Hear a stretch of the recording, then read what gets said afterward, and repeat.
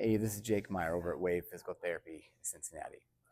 Today we're going to be talking about the difference between a bridge and a hip thrust. So a bridge is kind of where you start. That's kind of the first baseline level to kind of work on getting some control through our glutes and our core, okay?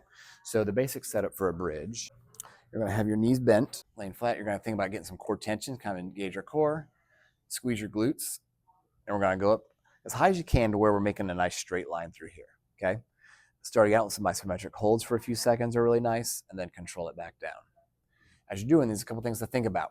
When you're trying to get high, we're not trying to fight for height and arch our back. We want to keep that back flat. Think about keeping your ribs and in front of your hips together as you're doing it, so your spine stays in just a nice neutral position.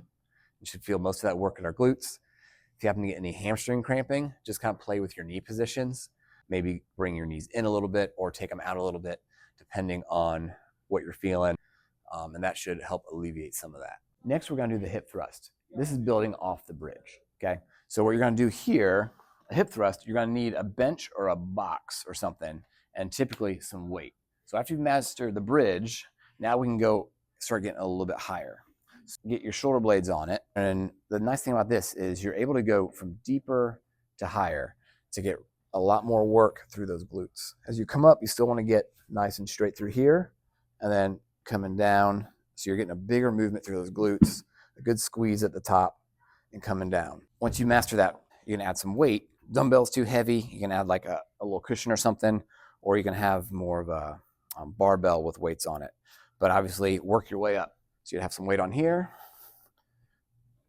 coming up, coming down. Coming all the way down, get that little stretch, and then powering up. So I hope you understand the difference now between a bridge and a hip thrust. Both are great in their respective spots. Like I said, a bridge would be good early on. A hip thrust would be something to work up towards as you're trying to build more strength at home or at the gym or with a personal trainer. If you ever have any more questions or comments, leave them below. Otherwise, follow us for more weekly tips and advice.